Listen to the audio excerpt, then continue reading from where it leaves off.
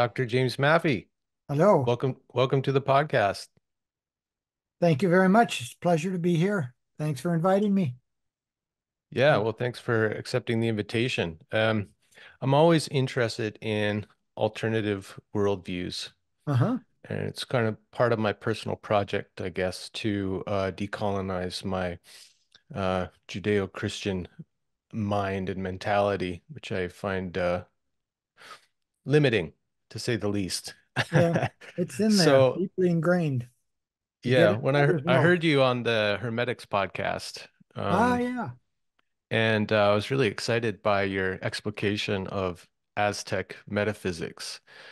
But before we dive into that, I wonder if you could just give us a bit of your background. Like, how did an Anglo-American end up being so interested in Mesoamerican cosmologies as to devote your life to it?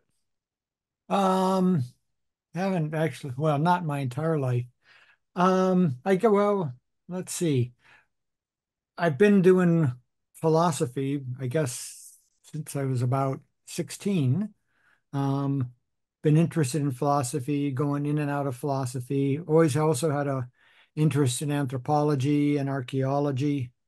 And those two historically in the academy aren't very compatible. I mean, philosophers tend to think what they're doing is somehow more transcendent than mere empirical work like archaeology and anthropology. So I did, a lot of ancient Greek philosophy for a while, then did early modern, and in guess in the mid 90s, this was long after I got my PhD in doing Anglo-American epistemology or theory of knowledge. Um, there was this movement going on in Anglo-American epistemology and elsewhere in other areas of philosophy like ethics called naturalized epistemology or naturalized ethics. And it was a move in the academy for philosophers to try to stop doing what we might call armchair speculation, just sitting in your armchair and not knowing anything about the world, but thinking that you can come up with answers or solutions to the problems of the world by pure thought. Um, a little hubristic, but it's out there. It still dominates the academic philosophy, I think. So this move in naturalized epistemology was all about, well, let's start paying attention to cognitive psychology, linguistics, empirical sciences in order to answer questions about human beings perceive or know and so forth. The way most of the academy went was confined to linguistics and cognitive psychology, which also took a decidedly individualistic turn, not surprisingly. Um, and sociology and anthropology were simply not let in the gate. Hmm. I, having a long-standing interest in archaeology and anthropology, thought that we ought to, I mean, if you're going to do this and pay attention to what human beings actually do, you ought to pay attention to anthropology, not just um, linguistics and cognitive psychology. So in the mid 90s, I was doing this. I wrote something called Towards an Anthropology of Epistemology, in which I said anthropologists should go to philosophy departments and study them, much the same way that anthropologists go to alien cultures and study them, go into journal offices and study them.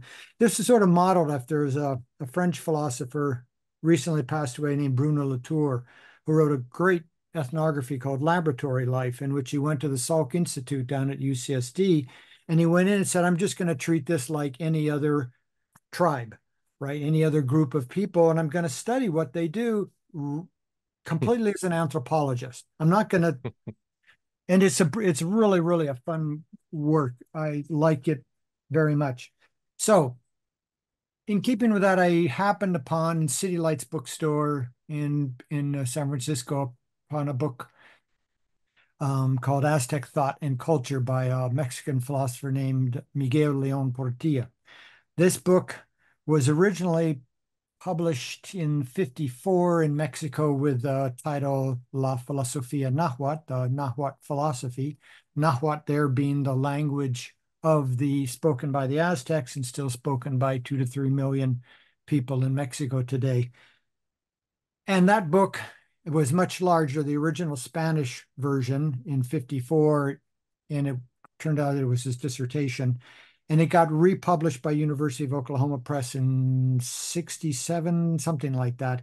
And it had this new title, which pretty much turned it into an anthropology book, which basically meant it wasn't philosophically relevant. But I read it and just fell in love with his reconstruction of Aztec philosophy. Um, so I just started reading more and more um, historical pieces on Aztec philosophy, metaphysics, epistemology, ethics. I went down to Mexico, learned the language, Nahuatl. Um, and then, so since about 1995, yeah, about 30 years now, excuse me, that's all I've been doing. I just have never looked back, never gone, don't read mainstream Anglo-American philosophy anymore. I just don't find it very fruitful. So that's how I got to this place. And Mhm. it's terribly rewarding. It's very interdisciplinary field, art history, religious studies, anthropology, linguistics, contemporary ethnography, um, archaeology, ethnoastronomy. It's very multidisciplinary field. And it's really, really fun. I Mm. really, really love doing it. So that's how I got into it. Long-winded answer. No, that's great. Well, okay, so where to begin? I guess one of the first things to think of is that you can't really read Aztec philosophy because there's no literary record of it. Right, So I think it's important to mention that there are no primary literary sources. And so you kind of have to be going into archaeology and yeah, ethnography, like secondhand ethnography, in order to even get a glimpse of what the Aztec underlying philosophy of life might have been. right. Mm. That's absolutely right. I mean, there Nahuatl was not written down. There were, for lack of a better word, books containing um, Like glyphs, pictograms? pictoglyphs or Mm. pictograms or hieroglyphs. Um, Scholars argue about which term is appropriate, but yeah. And there were said to be hundreds and hundreds of these things in the library, but the Spaniards, when they pulled into town, promptly burned them all, thinking they were the work of the devil. But I think about I can't remember my numbers, maybe six pre-contact codices survived, people hiding them, and then several were redrawn shortly after the conquest in 1521 and modeled after pre-conquest copies. So there's that. But you're right. In order to decipher those, we need something. So the standard sort of foothold into this is it's basically, I mean, their ethnographies I mean, the most famous, the most useful one is written by a guy named Bernardino de Sahagún, called colloquially called the Florentine Codex, because that's where it ended up being stored, but it's called the General History of the Things of New Spain. And Sahagún was a Franciscan. He arrived after when the Franciscans were given the charge here of converting native peoples. And my sense is that when they first did it, they did it very sort of Mooney, the Mooney Temple people. You just get, they marry like 1,000 people in a baseball stadium at a time. The Franciscans just sort of like converted people that way. Okay, you're all Christians now. And then they were surprised that by what they called recidivism. People were falling back into their old ways. Sahagún pulls into town and thinks that, well, if I'm going to convert these people, I have to know something about them. Fair enough. Um, so by this time, there was a school called the Colegio de Tlatelolco or Colegio de Santa Cruz, in which the elder sons of the surviving Aztec or Mexica elite were required to attend. There, being native Nahuatl speakers, they also learned Latin and Spanish, so they were triliterate. And Sahagún came up with a series of questionnaires, sent them out into the field to interview elders. And they did that. And then Sahagún basically massages this text he's got a heavy axe to grind. So it's not a pure descriptive ethnography. In fact, some people call him the granddaddy of ethnography, and other people think that's just criminal to call him that because he wasn't there to, objectively record. He was there to get information, massage information, sort of like categorize it in ways that would promote the evangelical project. That was what he was there. That was always the overriding purpose of all of this was how can I get the data, massage it, put it into places so that other Franciscans in the pulpit on Sundays can use it, appeal Hmm. to sort of native sensibilities, but get them going towards Christianity. Right. That old move, like, oh, your sun god, he's like our god. We just Yeah, have a different name. And so let's use this name instead of your yeah. own. And Well, I mean, all the Aztec sort of deities end up being likened to Greek or Roman deities. So it all gets, yeah, forced right. into the crusting bed of Christian European thought.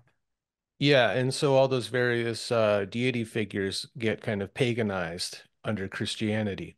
Right. And And arguably turned into deities that they weren't ever. They were right, just rather more than powerful other than humans. right, or representations of natural processes. Yeah. Yeah. Or the Uh, processes themselves. right. Yeah. Yeah. Not Yeah. just representations Yeah. of, yeah, right. Yeah. Um, like the Indian idea of a murti, which is like an image of a deity Uh-huh. that isn't just an image of the deity, but is the deity itself and is treated as such. Right. Exactly. Because the deity is not limited by time and space, so there can be many murtis of the deity. All yeah. So Exactly. Spot on. time time frame, we're talking like way back, like I think 1521 is when the Spanish started to colonize, right? That's the And official date of the fall of Tenochtitlan, the Aztec capital. Yeah. okay. Yeah, so that was seen as a kind of catastrophic event, the arrival of the Spaniards, like the death of the sun, the death of one age and plunging into an era of darkness. It's something like that in the mythology, isn't it? Um, you know, I don't know. My sense is, I mean, that's clearly the case in the Andes, that what they call a Pachamama, a world turning over, and native Andean people see the conquest by the Spaniards as the beginning of a new Pacha, new world era. I don't think the native peoples of Mexico saw it that way. I mean, they definitely saw their gods having been defeated by the Spaniards' gods. Um, but I don't think it was don't I Hmm. that may be a Yeah. little bit overdrawn. But I mean, it was Yeah. clearly a catastrophe. The world came to an end. There was a population reduction of about 80, 90% due to, mistreatment, murder, plague. I mean, so yeah. Right. I mean, you Yeah. would had to have thought the world was coming to an end. Yeah. Uh, and I mean, I can't help but notice like the parallels between what happened there, the methodology of the colonization project, and what happened in Canada. So you mentioned the creation of this school, the Colegio de Santa Cruz. Hmm. Sounds to me like what we call the residential school here, where native children were taken in by force and taught that their language, they weren't allowed to speak their language and were taught English and yeah, so I sounds like a think what similar thing. I don't think it was. I mean, I don't think the Colegio de Santa Cruz was that brutal. Um, my belief is that only the eldest sons were required to attend.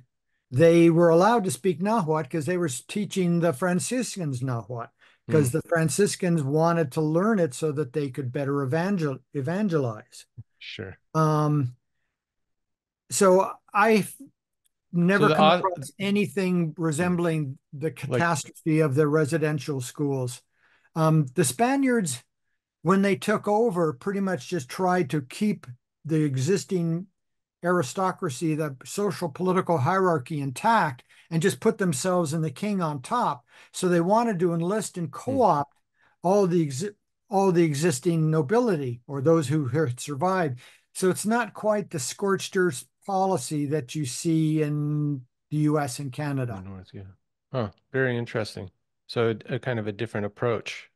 Um, Yeah, Another thing about terminology before we dig into the metaphysics themselves, uh, not being an academic person myself, I often struggle with a lot of these academic terms like epistemology and ontology. Uh, what's the difference? Uh, One of the things, so your book is called Aztec Philosophy, but from the outset, you're talking more about metaphysics. correct. Can you talk about the relationship between philosophy and metaphysics? Well, philosophy sort of is this broad umbrella term, group defined according to the Greeks as love of wisdom, philo, love, sophos being wisdom, and then it has various sort of, you know, subfields. One is metaphysics, which is broadly construed as the your theory of the nature, structure, and ultimate constituents of reality. What's reality put together? Does it consist of mind or matter or both? How are the various parts related? Um, Epistemology's theory of knowledge. Ontology is sort of a subfield of metaphysics. It's just quite narrowly the theory of what exists or the theory of being. But metaphysics is broader because it includes things like personal identity, the nature of causality, and stuff like that, which it isn't covered by ontology. So the book is called, as you pointed out, Aztec Philosophy. I would have preferred that it be called Aztec Metaphysics, but the publisher said, publishers have a say in book titles. Hmm. Um, One of those says is always that you have to use the word Aztec. You can't use the proper word. Mexica is what they called themselves. Aztecs came a lot later. It's a European term. And then they just said metaphysics will never sell this book. Nobody knows what that is. Call it philosophy, but that's why I say very early on that this is, philosophy covers ethics, morality, and these other things. They're going to have to wait for another book. Right, you got to lay the groundwork with the metaphysics on top of which everything else comes, or out of That, which everything comes. yeah, I mean, I guess that's a very Western philosophical way of approaching things. Aristotle said that metaphysics was first philosophy. You start with what there is, and then you figure out everything else. Um, so yeah, I mean, Hmm. so I don't know if that's why I did metaphysics first. It just happened to be what I did first. I mean, there are folks who argue that that approach is completely misguided when it comes to the philosophies, the indigenous philosophies of the of the Americas, since they are sort of praxis oriented and Hmm. they don't have Yeah.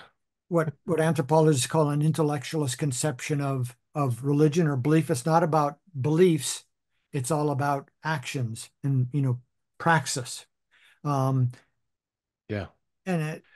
but that's how I've unfolded my understanding, and it's how I think. So Yeah.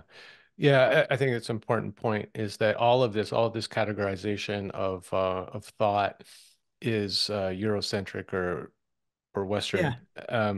I like that though.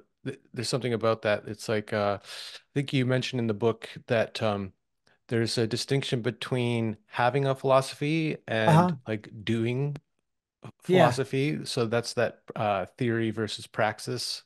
yeah. I mean, there's also, I mean, I think I mentioned this book,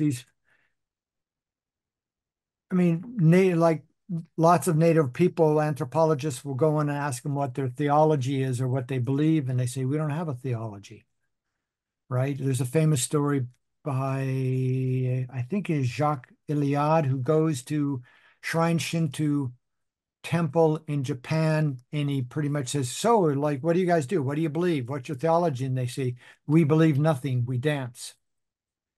Hmm. So there's this notion that praxis comes first. Belief is incidental. It's what you do that matters, not what you believe.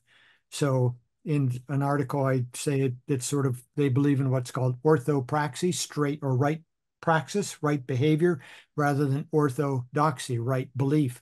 Western philosophy, Abrahamic, well, I don't know about Judaism, but at least Christianity's obsessed with orthodoxy. You got to get your mind right. You got to believe correctly.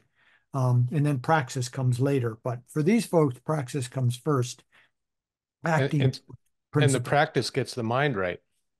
Exactly, because there's Yeah. no mind praxis distinction.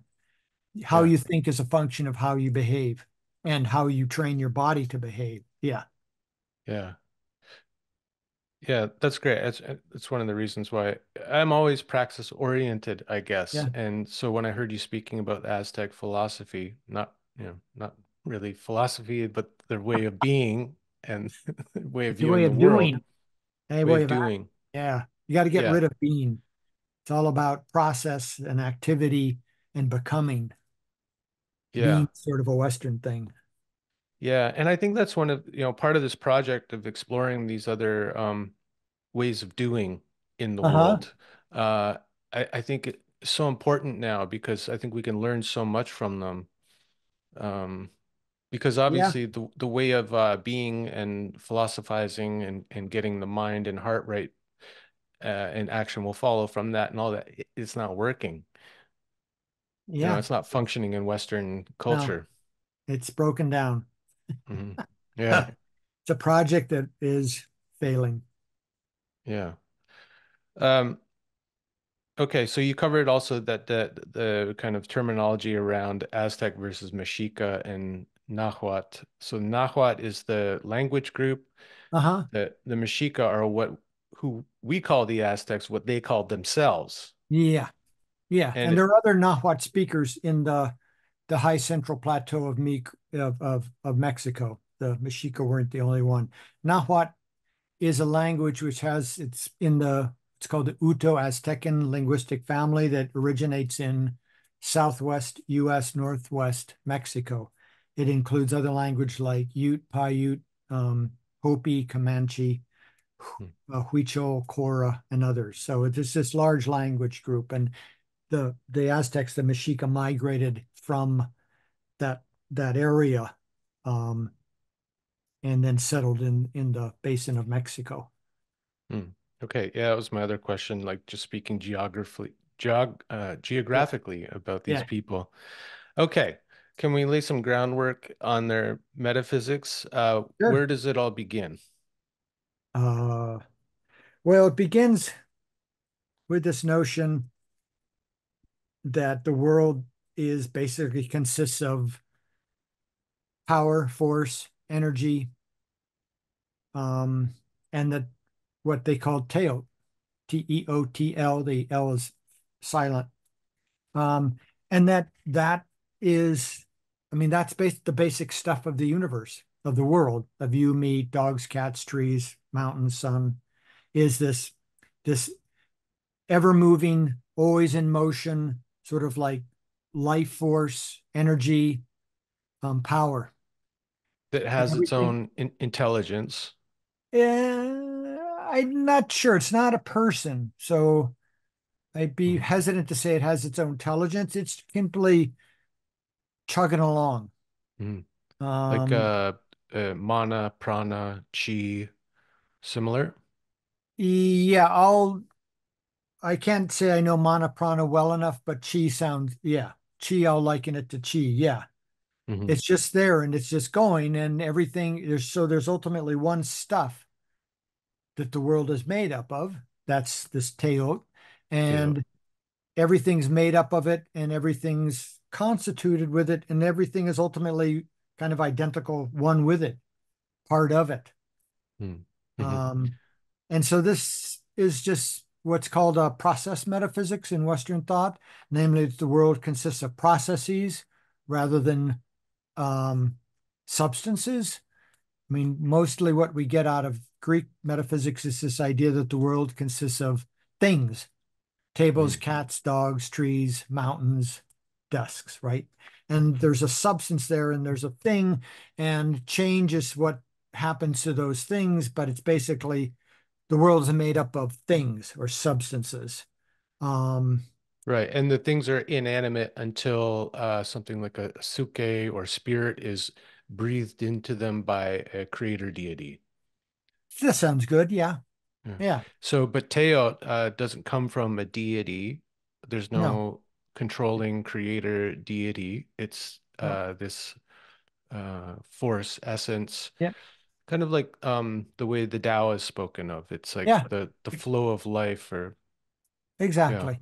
Yeah. mhm. Um, Always in it's motion, always in motion. always So changing.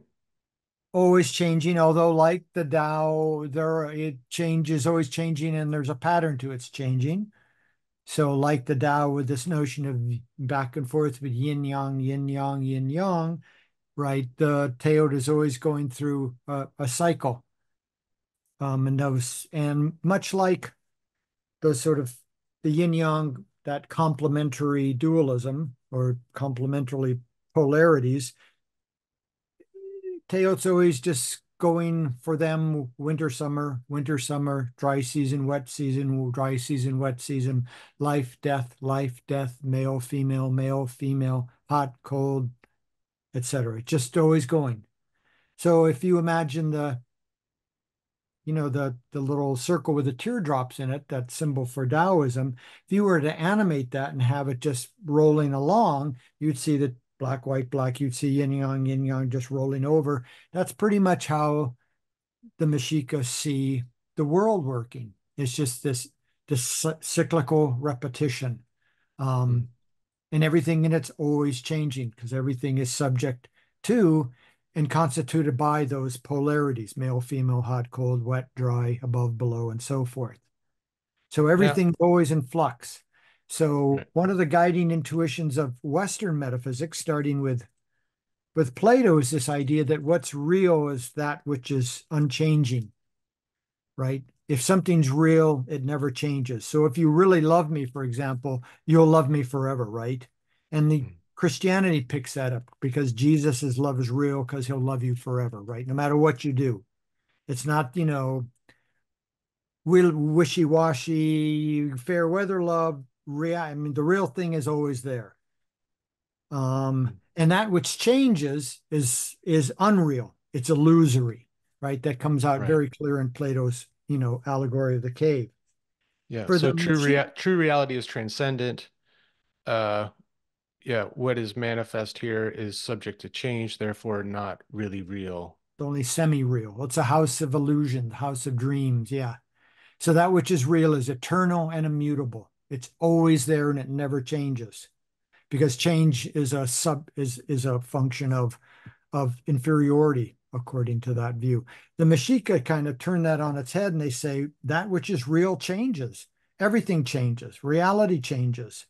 Hmm. Nothing remains the same. And it doesn't mean that everything's an illusion. It just means that that which is real changes, Hmm. right? You and I grow up and we die. Trees grow up and they die. Everything is always in flux. And that's not a sign of some metaphysical or ontological inferiority. It's just the way the world is.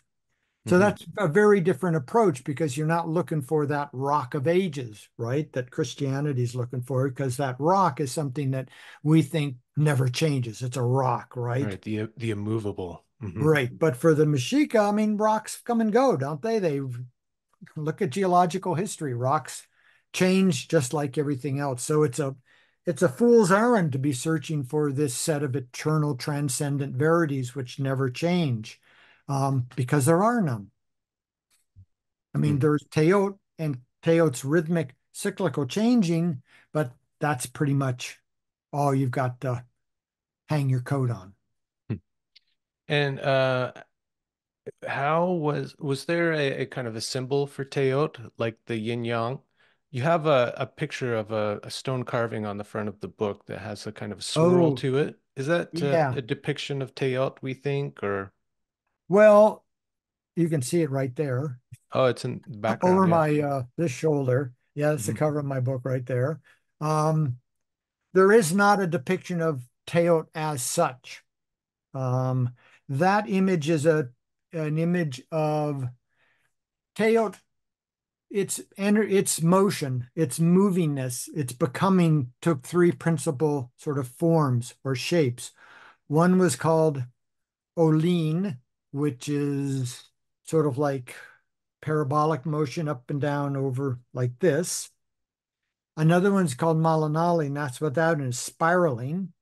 Hmm. And then another one was called Nepantla, and it's back and forth and back and forth and back and forth, like weaving. Hmm. Um, Hmm. so those, so the that's kind of like the physics of the world, how these three principal patterns of how energy changes and is transmitted in the world is in those three patterns. And that spiral is just one of those three. But Teotl itself, there are no depictions because I don't know. I mean, there just aren't. Yeah. I mean, some Maybe, people think that's an argument that my idea of Teotl is unfounded because there isn't a picture, but other people just, I'm happy to argue that some things you just don't picture.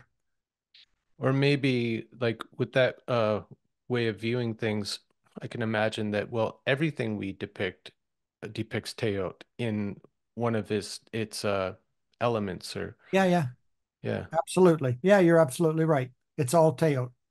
yeah, yeah. And Or like the oh Tao, no, like the Tao that can be spoken or described isn't the eternal Tao, isn't the true Tao. right. Hmm. Yeah, absolutely.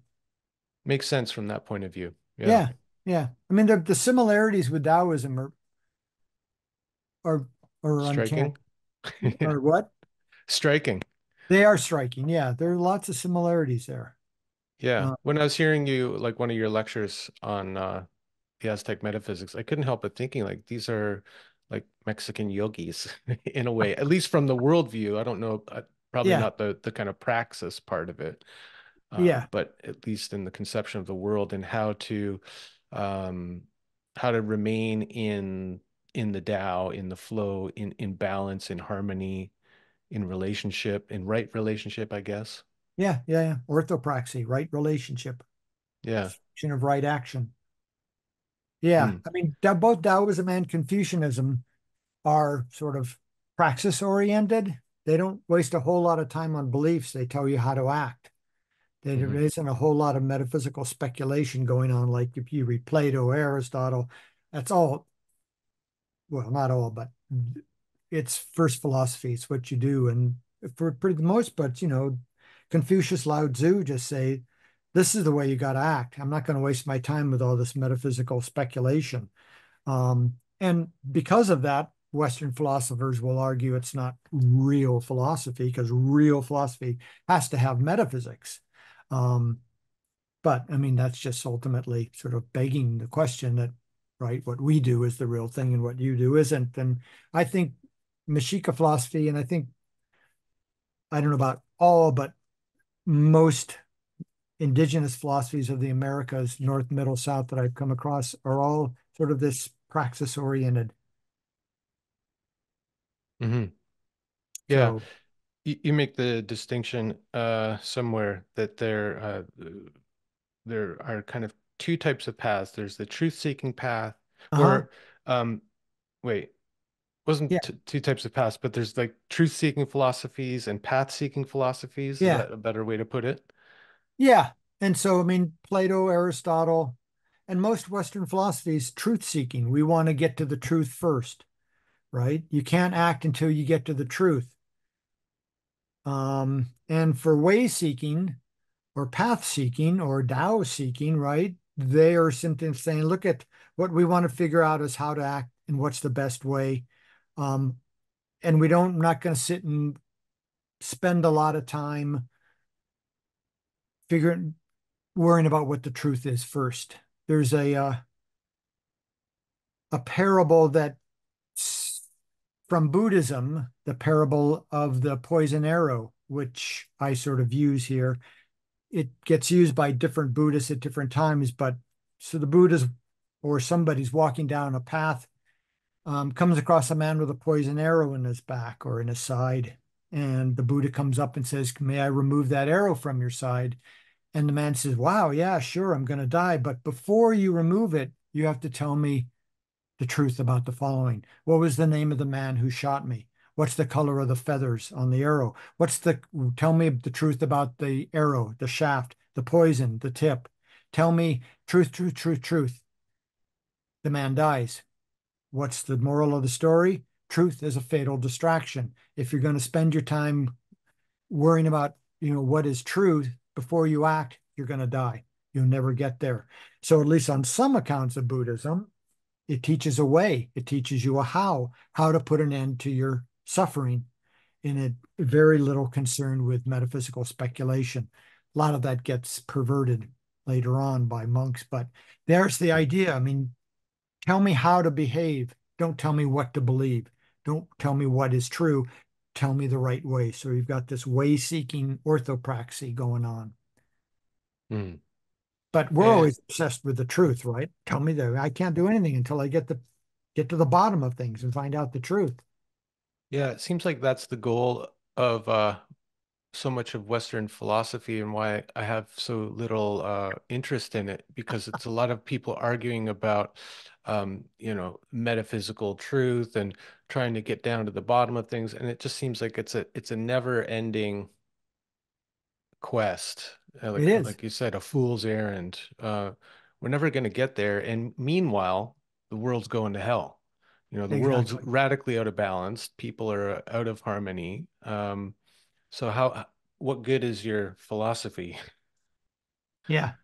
Yeah. Yeah. Well, I mean, It yeah. seems so like profoundly commonsensical and intelligent way to live. That's why one of the reasons why I appreciate Taoism. I go, well, imagine if St. Paul had broke his leg on the way to do his first proselytizing, and Christianity didn't take over, and maybe Taoism took over. Like how different the world would be. And I get caught in these thought experiments, and it blows my mind Yeah. how things got to be the way they are. It's like a matter of these like little circumstances, things taking root, and it's wild, to think of Yeah. the alternatives.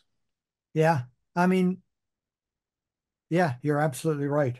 I mean, Christianity has followed the sword around the world, the Hmm. sword and the gun and the atomic bomb. So, Hmm.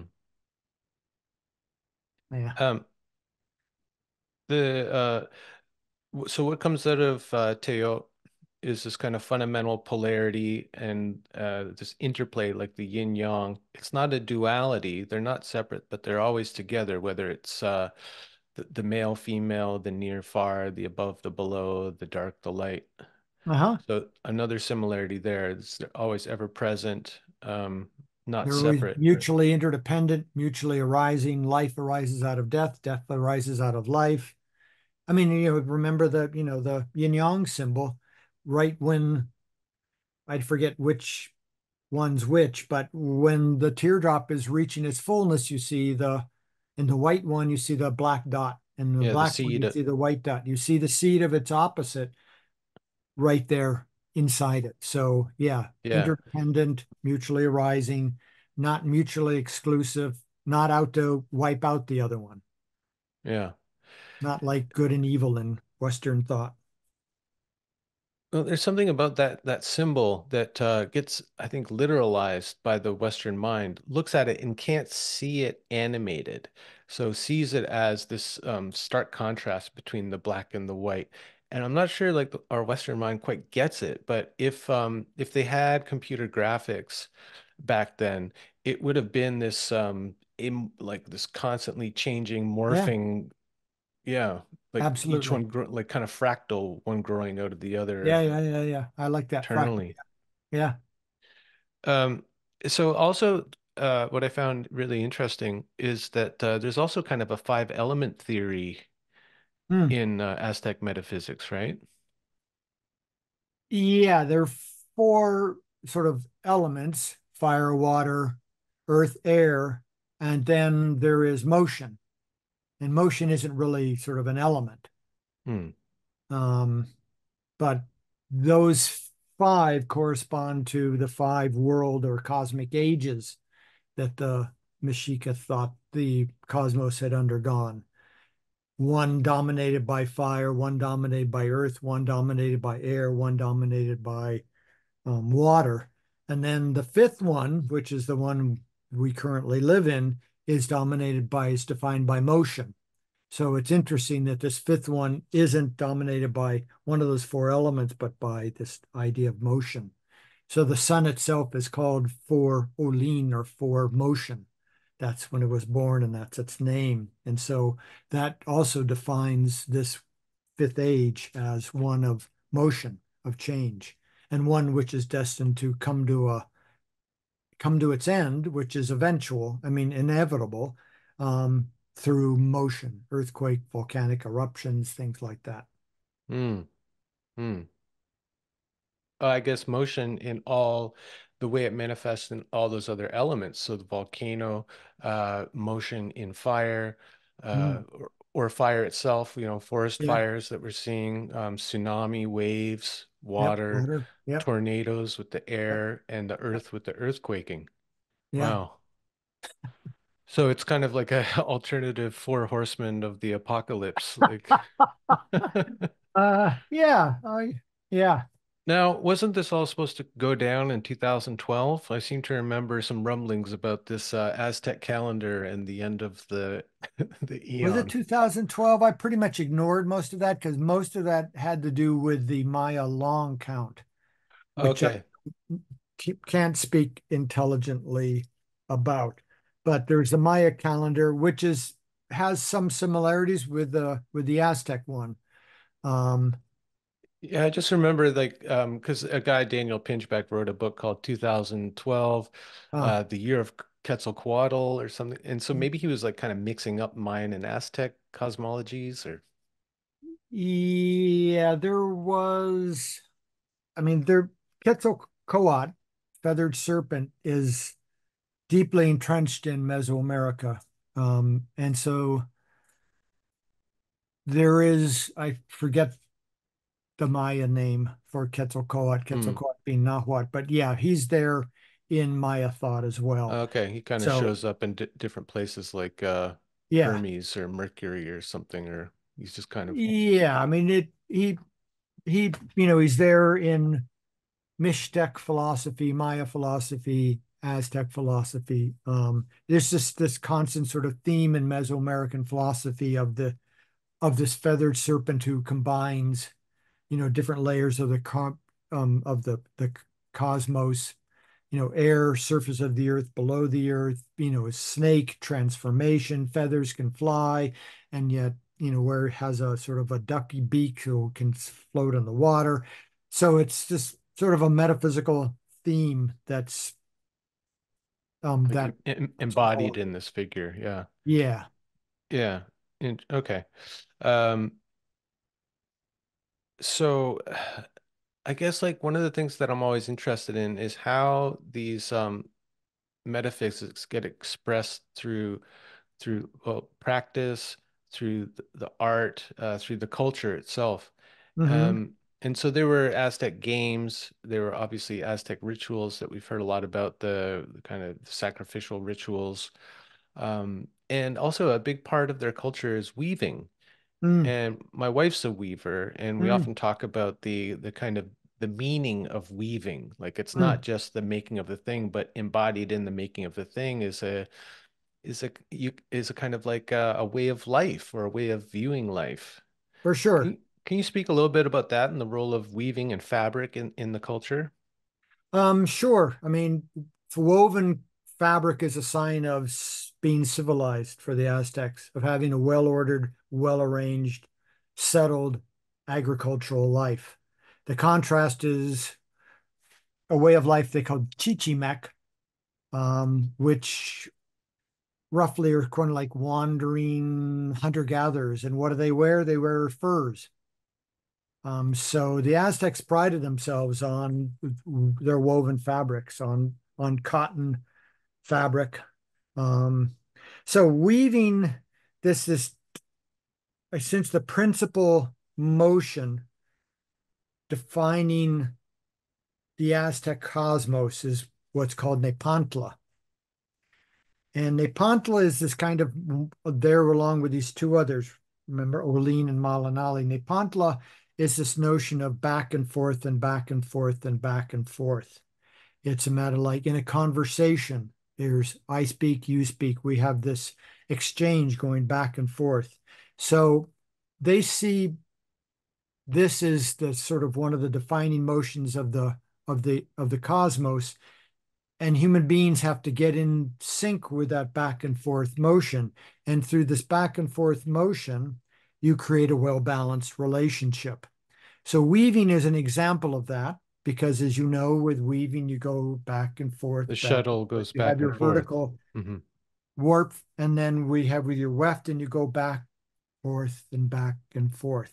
And so in that process, you take two polarities, warp and weft, and you bind them together, right? But they're bound together in a state of the Greek is agonism, of tension. Warp pulls against weft and weft pulls against warp. And if they, so my shirt, although it looks very quiet and non-active, I mean, really the warp is pulling against the weft and the weft is pulling against the warp in order to keep it in this shape. If Hmm. something goes out of whack, it becomes what we call warped, right? It becomes skewed, it becomes misshapen. So that is sort of like, not even sort of, I mean, that's the dominant way the Aztecs see the cosmos unfolding is through this weaving motion of sun, I mean, day, night, male, female, hot, cold, day, night, winter, summer, winter, summer. And you have to keep these things in balance in order so that you have a well-woven, well-ordered, well-arranged cosmic fabric, right? Mm. So the Aztecs are very adamant about having things well ordered and well arranged because that's how you keep things well balanced and that's how you maintain proper relationships. One of the guiding things about human deity relationships is you need to maintain this back, forth, back, forth. I gift to you, you gift back to me. I gift to you, you gift back to me, right? Back and forth. So there's a balance, a harmonious, well, I don't want to say harmonious, a balanced relationship. It's not harmonious because there's a struggle there. Um, but that's how you maintain good relationships. This this back forth motion is also exhibited in sexual intercourse, back forth, reminding you of Taoism, referring to sexual intercourse as flowery combat, and actual combat. Thrust, parry, thrust, parry, thrust, parry. That's how you maintain balance of this back and forth. Mm. Um, in human interpersonal relationships and human God deity relationships, it's always if you give to me, I have to give back to you, and then you're accepting my gift back obligates you to give back to me. So we're always doing this, and that's how you maintain a balanced relationship. And that's what their ethics is all about: is keeping all of this in balance through through reciprocity, right? So Hmm. contemporary Nahuatl speakers in the Huasteca part of Mexico will say, the world's out of balance because mestizos and gringos are all about take, take, take, take, take, take, take, take. They don't ever give back. And that's why the world's out of balance. And they're quite keen on what climate change is about. Mm. Um, Hmm. Yeah. so that's really central, this notion of Nepantla, of balancing, of creating something. It's not liminality, which some people think it is, but it's a matter of this in-between state, which is with you and I having a conversation. It's neither me nor you, yet it's both of us at the same time. In the middle somewhere, we meet and we create this interpersonal space. Right. Yeah. And out of each of our contributions, we create this third thing called the conversation. Hmm. Yeah, Con, with, yeah. yeah, yeah. Um, I was just struck by, so you mentioned these three kinds of movement, the Nepantl, the back and forth, like the Uh-huh. shuttle going, Yeah, the Olin, which is more of a yeah, sine wave up and yeah, down, yeah. and the Malinali, which is like the spinning, Spiraling. spiraling. Yeah, And so I think about like when you're making the thread, you're spinning. yep, So you start with that exactly. spinning. And then also the up and down is also my wife's had me do some weaving on her loom, and you're using pedals to move the, I guess, the warp and weft up and down as you pass Yeah, the shuttle yeah, back yeah, and yeah, yeah. forth. So in the process of creating cloth, you're kind of recreating the world in a Yep. way, Yep. which is just so profound that here's a way to remember how order is made in the world by making order out of like wool or cotton. Yep. I, Absolutely. there's just something so smart and beautiful about that.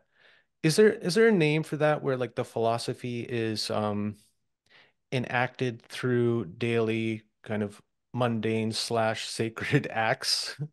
Uh, Like where it's so integrated, the understanding and the doing, the living. I don't know if there's a word for that other than, calling it a praxis-oriented philosophy, but I don't, yeah.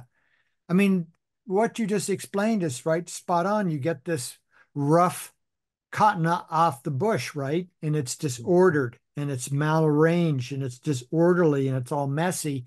And in spinning, you start to order it. That Malinali orders it and it starts to order it and turn disorder into order. And then, like you say, with weaving, the Oline is the up and down, right? The weft going up and over, up and over, up and over the warp, and then Nepantla bringing it all together. So out of disorder, you create order. Hmm.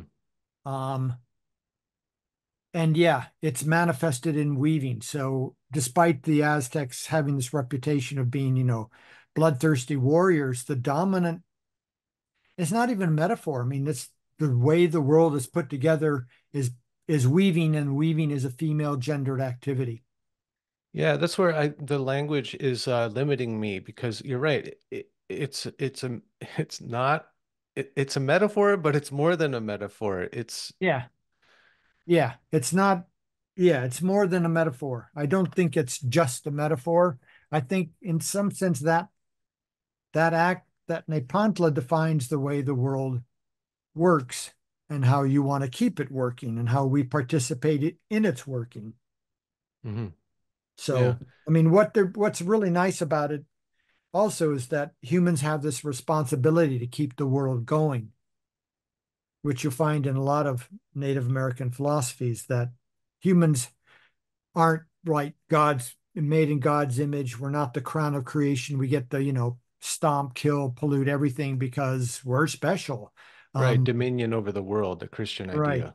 Hmm. Exactly. We're special, but that doesn't give us dominion. We have this special responsibility, and that's keeping this thing to going.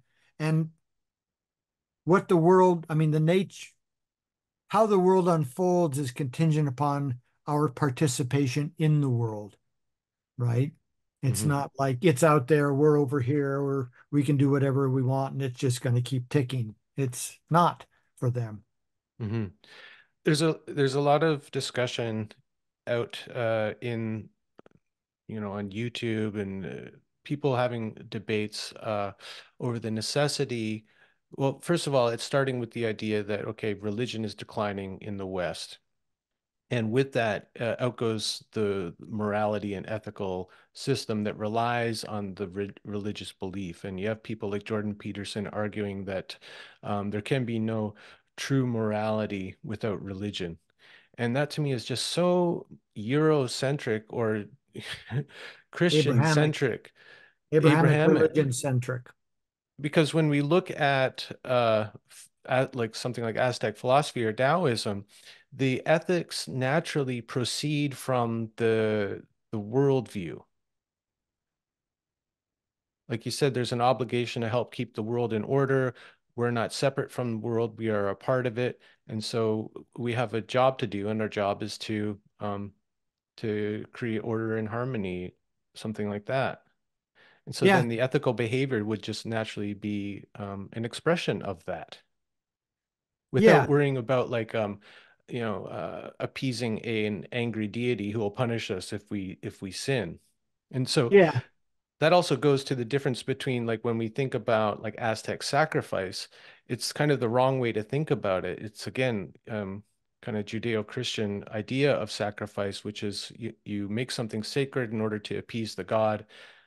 But Martin Prechtel it kind of You know him. Yeah, Yep. he's from Santa Fe. He's kind of he calls himself a half-breed, but he was also initiated as a kind of knowledge keeper in Guatemala. And but the way he talks about it is that it's our job to feed the holy.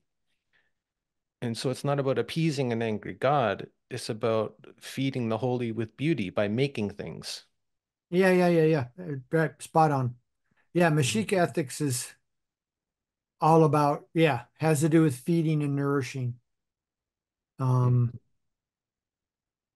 the gods, creator beings, create the fifth world, and as a result are left enervated, exhausted, hungry, and they create human That's so beings sweet. Of to feed course they're them. tired. Yeah, of course they are.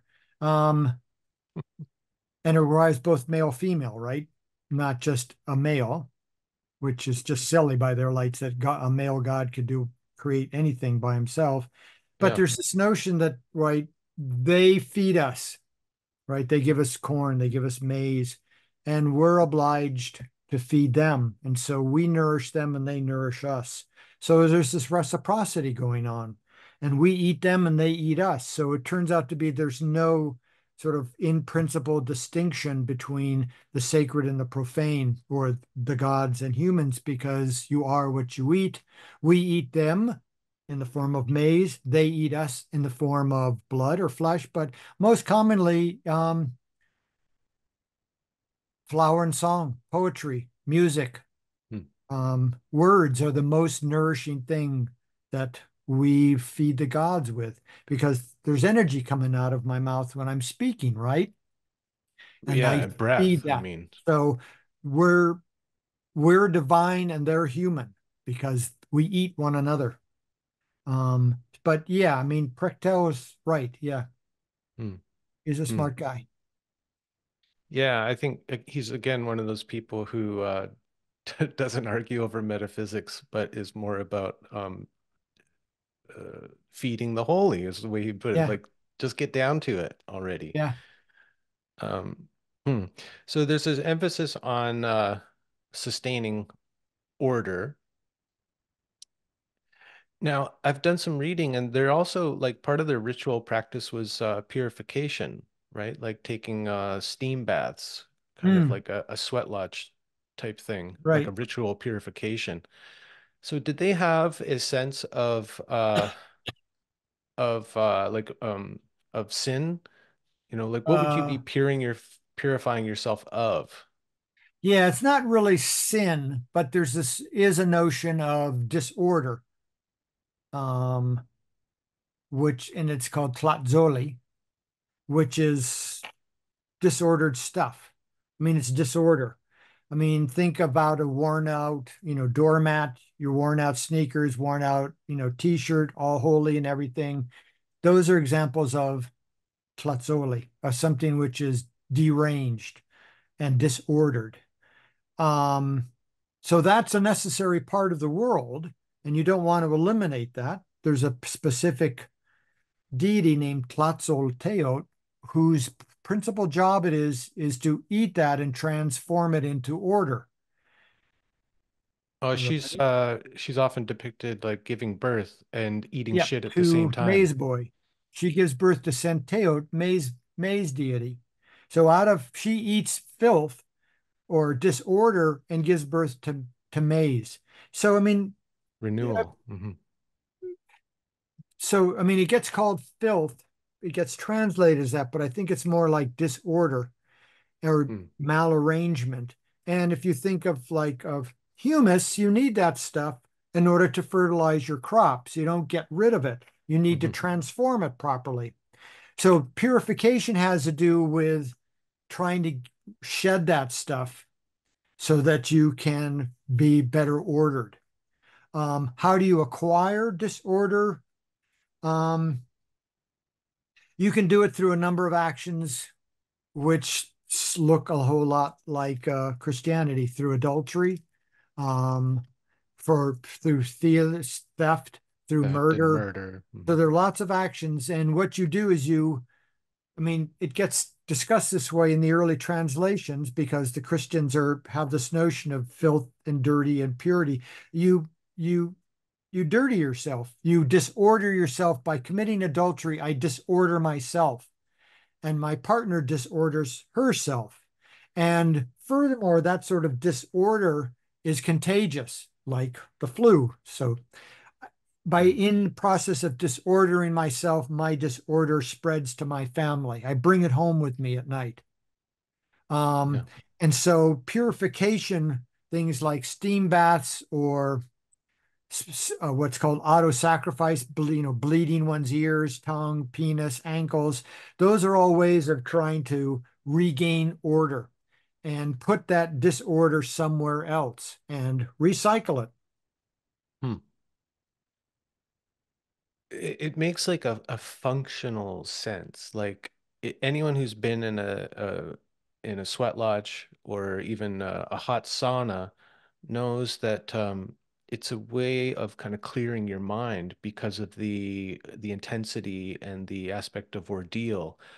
Like there's nothing like a near death experience or a feeling like you're dying or to really just clarify the mind on what's really important. Like I say sometimes that Sweat Lodge taught me how to pray authentically rather Huh. than just reciting by rote the Uh-huh. Lord's Prayer, but Huh. to actually come up with these spontaneous, authentic prayers when Huh. faced with like this, mortality, let's say. Interesting. Yeah. Mm. So I mean, in a way to put me in order, like get your values straight or something. get your mind right. Yeah. Yeah. Yeah, it's time for you to get in the steam bath. You're talking a bunch of nonsense. You're talking shit. Now go take a steam bath. Yeah. Yeah. Something That like works. that. Yeah. So is there a way are there any kind of like aphorisms that would sum up the Aztec way of living? Oh boy. Like are there things that have come down colloquially that like words to live by that would help summarize the way of living? You know, I mean, I guess there's some sort of adages that got collected by Sahagún that are reproduced in his 12-volume General History of the Things of New Spain. I can't recall a lot of them offhand. One that does come to mind is this notion that the earth is slippery. Um, and supposedly, according to Sahagún or his informants, um, this was said when someone was living a well-balanced, righteous life and committed um, not a faux pas, but committed an act of immorality. Right there, you are a virtuous husband your whole life, and you commit adultery. Right? They say, the earth is slippery, Hmm. and so there's this notion that in life we walk upon. Right, we're always walking down this path. Right, thus the sort of notion of path seeking philosophy. And we're trying to balance. And it's a very, very narrow, harpoon sharp, jagged, crooked path. We're always going like this, Well, like right, slippery. I right. mean, that's perfect. And Like, like that, you slip. Like that, yeah, you lie, you cheat, you steal. And yeah. when you do that, you fall into the abyss of either side, which is disorder, dis-ease, can be mental, physical, dis-ease, disorder. And so that sort of adage, the world is slippery, is that you gotta be on guard. You gotta be vigilant every moment because it's really easy to slip and fall into wrongdoing, Hmm. into the disorder and dis-ease of that accompanies it. That's Uh, great. I mean, I'm in the Pacific Northwest. We're in our rainy season now. So we have a hill out our back door. And so when I take my dog out for a morning walk or run, that hill after a rain is really, really slippery. And I got to be super mindful like not mindful, but like yeah, embodied to feel my yeah, feet on the ground and find purchase so I don't slip down the hill on my ass. yeah, yeah. I mean, there's something about that too that I find suggests a kind of acceptance of the fallibility of people. Like, well, of course you messed up. Like the world's slippery, man, and if you're not paying attention, you're gonna slip and fall into disorder, and you're gonna Yeah. bring your family down with you, and then the culture. So it's getting the sweat lodge. Yeah. Or do other things. But yeah. Yeah, Yeah. Life's, yeah, it's yeah. slippery. It's, But it's kind of like a more compassionate view than the idea of original sin, and that it's your nature to be sinful, and the purification is to, I don't know, cleanse yourself of that. yeah, there's no notion of original sin. There's a notion of original indebtedness. We're born indebted to the gods because the gods create us. We're born with this obligation to reciprocate, but there's no notion of this mark that you're born with that you're, yeah, no, no, no. Yeah, it is way more compassionate to that. This whole notion of the devil tempting you, all that kind of stuff, it's just not there. This whole struggle between good and evil is just not there. This Manichaean struggle between the forces of good and the forces of evil and the forces of light and the forces of dark and blah, blah, blah. That's just not there. I mean, one of Yeah. those polarities well, noticeably absent from all the polarities, male, female, hot, cold, wet, dry, day, night. There is no good versus evil. They're just not there. There are good actions and there are bad actions, but there isn't this good, evil, back and forth stuff. Yeah, and that whole, well, Manichaean, then also kind of Judeo-Christian, Yeah, that light equals good, yeah, dark equals evil. yeah, yeah, yeah. And so we can have in other cosmologies, light is necessary for the dark, and the dark is necessary for the light, and so they Yep, must coexist. yep, Yeah, one is not valued over the other. It's non-hierarchical. right, exactly. Yeah. I mean, God, it just seems why You got it. why isn't this the basic philosophy of the West? What the hell happened? Well, I know what happened. It's a Yeah, sad story. it is a Yeah. sad story. I Is it mean, you still get, possible? but keep going. I was just going to ask, like, is it possible for us to kind of to decolonize ourselves and to open ourselves to, like, to humble ourselves enough to respect these other ways of living and other ways of understanding the world? I mean, obviously, some of us have that capacity, but I mean, do you have any hope for the future of the West, or is it just part of the Teotl that, of course, it's going to die off, and it must, so that something new can be born from it? Yeah, I don't know if it's part of the DNA of Teot, but yeah, I'm not very optimistic. These people are going to go down. It's Hmm. yeah. I mean, I hate to end on a bummer of a note here, but Well, yeah, it's the way things are. There's yep, something about like some theologians, put up Christianity as the kind of pinnacle of like an evolutionary process, yeah, yeah, and looks at everything before as kind of an adolescence of the mind, of thought, of consciousness. But one of my favorite psychologists, James Hollis, when he talks about when he describes a mature ego, one of the ways he describes it is a person that's able to tolerate ambiguity and paradox and uncertainty. And so it seems to me that these worldviews, like Taoism or the Teot philosophy of life, uh, their ambiguity is a part of it and accepted. And so that to me seems like maybe they were a more mature worldview, actually.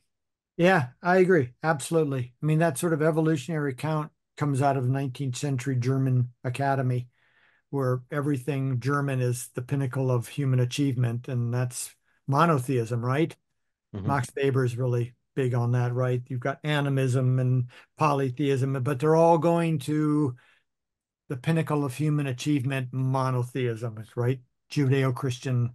But yeah, I think you're absolutely right that I mean, what your favorite psychologist said, the ability to tolerate, accept uncertainty, ambiguity. I forget what else you mentioned. Paradox. Yeah. Paradox, they're all there There's in no need to resolve the paradox. Like in the Western mind, it's like they're frustrated by yeah, paradox and that, we must keep working at it. And if we can't resolve the paradox, we must not be thinking hard enough or well enough. right, exactly. God. Yeah. I mean, so What? what that shows, I mean, is that all that what you just described in the West is characterized as an epistemological problem, namely the world, there's a single way the world is. It's unambiguous. And the fact that things look ambiguous is a problem with us. We just don't know enough yet. For the Taoists and for the Mexica, the world is irreducibly ambiguous. Everything is both male and female, hot and cold simultaneously, right? Life, death.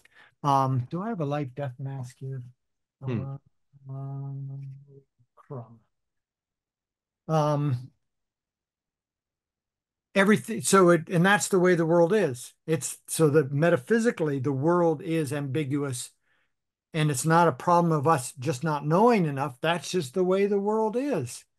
Hmm. Um, so yeah, I agree with Hollis. I don't have Hmm. read him, but yeah, it's a sign of maturity to be able to accept all of those things rather than no, mommy, daddy, which is one's got to be all right, one's got to be bad, good, bad guys, right?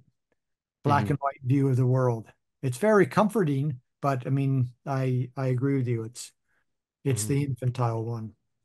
And it's kind of, well, what comes along with that infantile or adolescent mentality is also the kind of heroic attitude that if I just persevere and pursue truth, I'm gonna get there. Yeah. Yeah. Yeah, absolutely. I don't have a nice colored one here. I'll pull a picture out of my book. Hmm. Of the death mask. Yeah, they're online. Yeah, I can also insert one in the video here for people Yeah, watching. there's this one, Uh, uh, huh. which is a Zapotec image, but you can see there you've got life, death forming one single entity. And Yeah, a so, skull on one side of the yep, face and kind of a fleshy face on fleshy the on the other. other side. Mhm. So you have a unified duality and a dual unity. It's both live and dead, yet neither alive nor dead, all at the same time.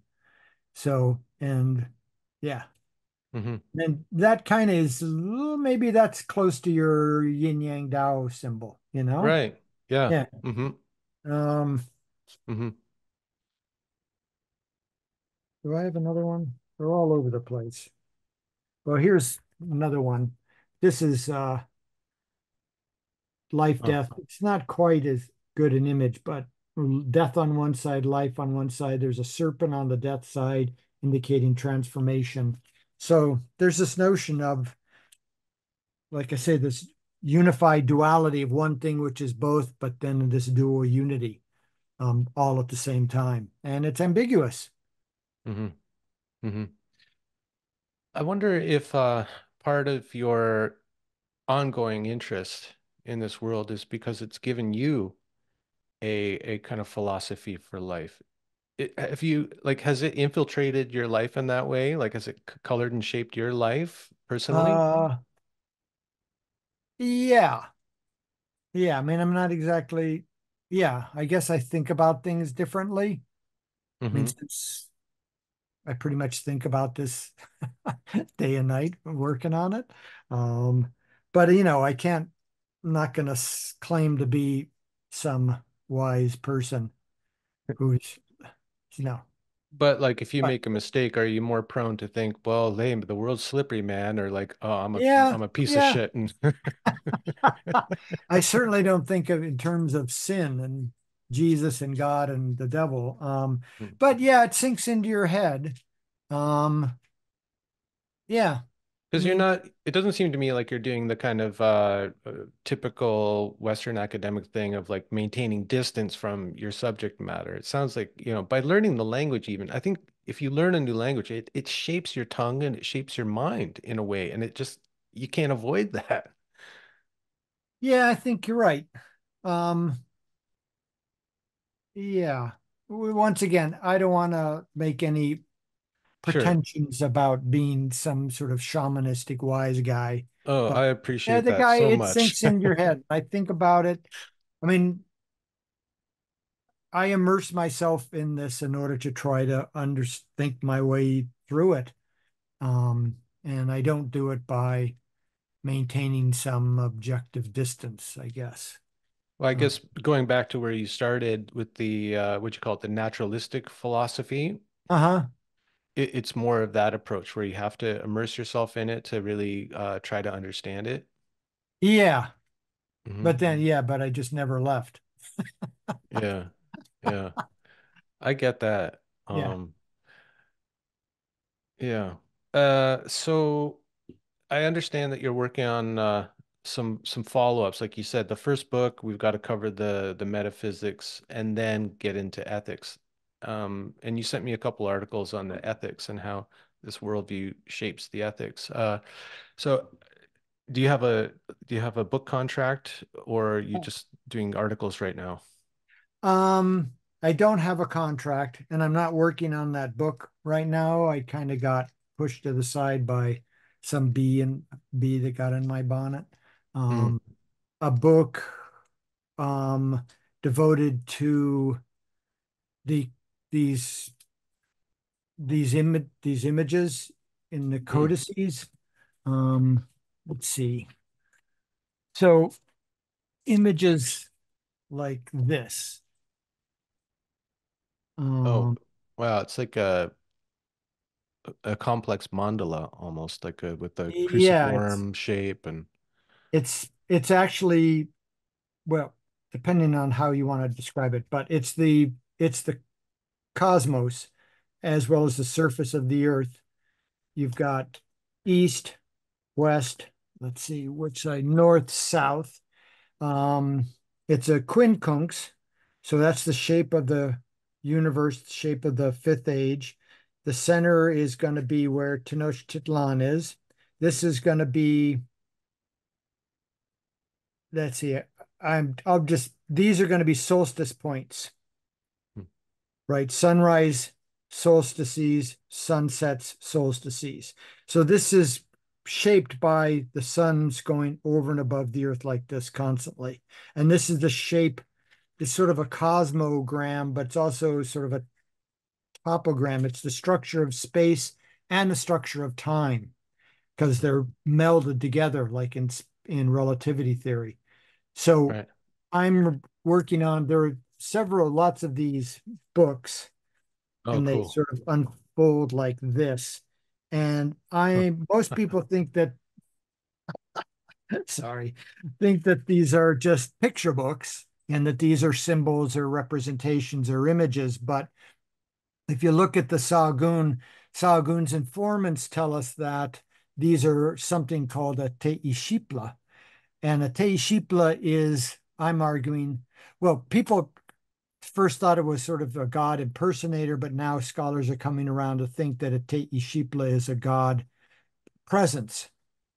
Hmm. This goes back to an earlier remark you made. And these sort of God presences take place in lots of rituals where human beings will dress up in the ritual attire of a particular deity like Tlaloc or Quetzalcoatl. But people sort of hesitate, even though these are also described as Teishipla. They go, oh no, they're just symbols. But actually, I think these are God presences, and that the person who knows how to interact with this, called a tonalpoki, actually converses with these. So Ah, these are right, like I forget the like example you used, but I mean, pre-Reformation, counter-Reformation Catholicism, you had icons, say, of the Virgin Mary, and she was right there in the right, picture, right? the Indian Murti. Hmm. Right. Yeah. And you could talk with her, Right. have So a there's a kind of conversation. oracular function Right, of exactly. these Oracular. codices, yeah. So Oh, you talk cool. with them and you ask them and you have a conversation. So it's not about vision, it's not about seeing and deciphering. It's about, and it's an oracular thing going on. So Yeah. I'm working on that. I can see why that captured your interest. That's pretty fascinating. Yeah. I mean, Yeah. A lot of this work is sort of under the spell of semiotics. Hmm. Yeah. Um, Trying to and decode. semiotics is a child of the Reformation, right? Protestant comes in and says, no, no, that's not really Jesus, just an image of Jesus. Right. No, no, that's not really Jesus's blood. That just symbolizes Jesus's blood. Yes. Right. That wafer is not really Jesus's flesh. It just symbolizes. Everything becomes a symbol. And Yeah. semiotics is all about that. Um, and these folks don't fit the mold of Yeah. the Reformation and semiotics. That's great. Well, thanks so much for doing this work and for actually for making it accessible to non-academics like myself. Oh, good. I'm Um, glad it is. yeah, I think you have a very clear way of laying things out that doesn't simplify or symbologize or psychologize, but tries to honor the spirit of the people who are must be said, are still alive. Like you said, there's still like 3 million Nahuatl Yeah, speakers in yeah, yeah. Mexico. Um, yeah. So, thanks for bringing this out to the world Sure. and Yeah, helping to broaden our minds and the ways we view ourselves and our place in the world. yeah, my pleasure. Yeah. Maybe you can send me some references on Murta so I can learn about that. Murti. Yeah, yeah, Murti. Yeah, yeah. email me some references because I'd Yeah, like to have cool. other examples of oracular images. Mm. Yeah, I'm like I was thinking before I listened to Joe Campbell, comparative mythologist and Uh-huh. comparative religion and all that. I was thinking I think I'm more of like a comparative metaphysician. Like I like to Mm, compare metaphysics and find the commonality. Well, it's usually commonalities, not so much differences actually, because I think we're getting down to like base reality. And mm, at a certain point, the human intuits the structure of the world in the same way, and it's just the kind of aesthetic interpretations of that that differ. mm. But even that, like looking at the spiral and the waveforms and the cross forms and the quaternio and all that, you see something very archetypal there. Yeah, yeah. Yeah. Wonderful. All right. Well, thank you very much. This has been a joy and a pleasure. Yeah, I really appreciate it. Take Yeah. care. All right. You too. Bye bye. Bye bye.